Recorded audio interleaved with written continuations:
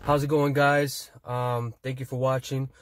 I couldn't really find a good video, so I figured I'd do one myself. I'm gonna do the center console removal of this synthetic leather that they have here. Really damaged. We have the car for over 5 years, the 2013 Honda Crosstour. We bought a replacement on Amazon for about 12 bucks, free shipping. So what I'm gonna show you guys is how to remove it, which screws to remove, how to get to the screws, and then we'll possibly do another video showing how I installed the actual leather back to the plastic. Also, just a reminder, if you don't feel comfortable doing it yourself, and your DIY do-it-yourself, you're not that confident, you can also contact one of your local upholstery shops.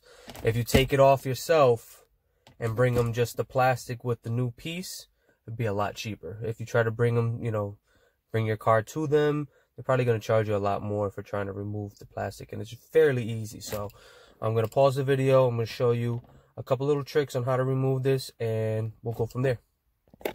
Okay, guys, I'm back. So I'm right on top of this. You're going to open it. You're going to have 1, 2, 3, 4. You're going to have 2 in the rear that are very hard to get to, but they're not. I have a secret for you guys. So as you can see, I removed the first 4. We're going to close the lid. This slides forward. So as you can see here, slide that forward. You're going to lift it back up. Now we can get to these rear screws that are impossible to get to if you don't slide this forward.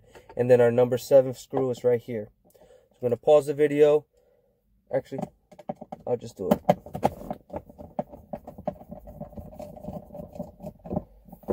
Boom.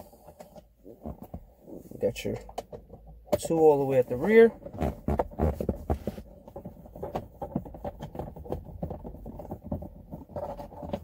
Boom.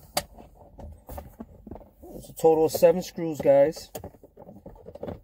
And number 7. I love this screwdriver because it's magnetic, so I don't drop the screws, but be very careful. You don't want to lose them. So I'm going to close that back down. This literally is going to shimmy right off. And as you can see, the plastic piece comes right out. For the next video, I'm gonna try to do it all in one video, but as you can see here, it's all stapled. So you literally can take each staple out and remove this synthetic leather that they put. Garbage, thank you, Honda.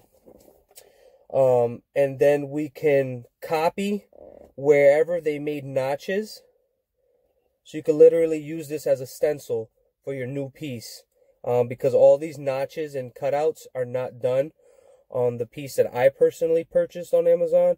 It was the cheapest one I found, and it's still great quality. There's some other companies out there on Amazon that are selling the same piece for twice as much.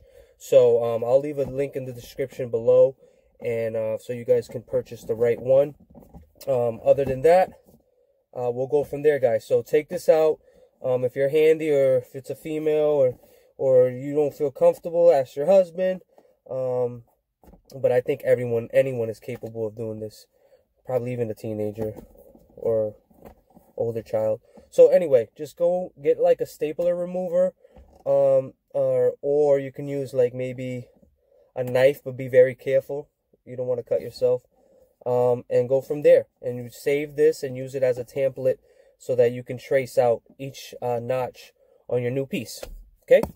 Thanks, guys, for watching. And I hope this helped anyone that is a little confused or struggling with this. Bye. Hey, guys, how's it going? So I managed to put the new leather piece on myself. Give you guys a quick look.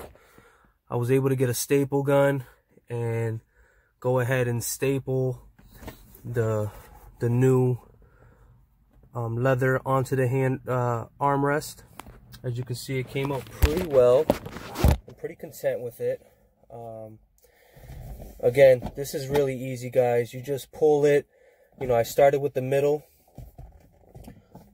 You know, I pulled it, made sure that the seam was right in the middle. Pulled it together really tight, and then I stapled here, and then I stapled here. So I had the middle part really tight, then I pulled over the sides, pulled it as much as I could, stapled it.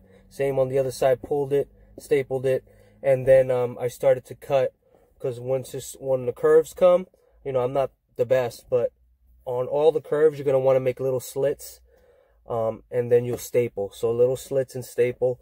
Make sure that you get staples that are not too long.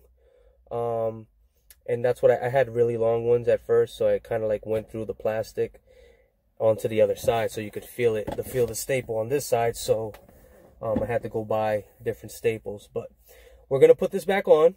I'm really satisfied with the way it came out. It looks brand new. Little mark there. But yeah, man, like I said, it looks more like the full grain leather. You can see a little bit of the grain. I put some photos that I'm going to put in the video, if you haven't seen them yet. The comparison of this material, which is a lot thicker. It's like literally twice as thick. So I'm going to show you guys how to put it back on. Remember that you had your screws, the 7 of them, so you don't lose them. I left them in this little tray here. It's just a regular Phillips. So we're going to stick this back on. It should be just as easy as we took it off.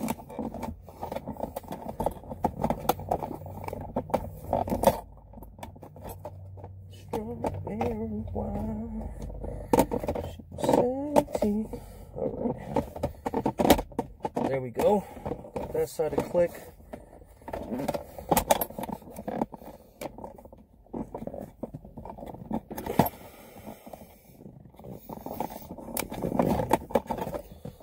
It's giving me a little trouble.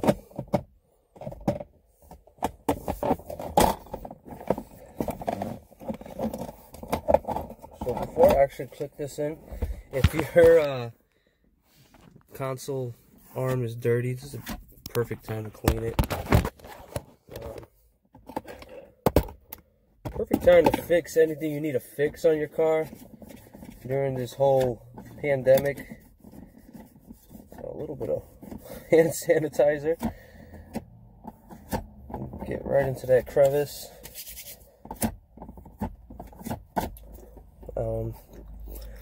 I had a rag.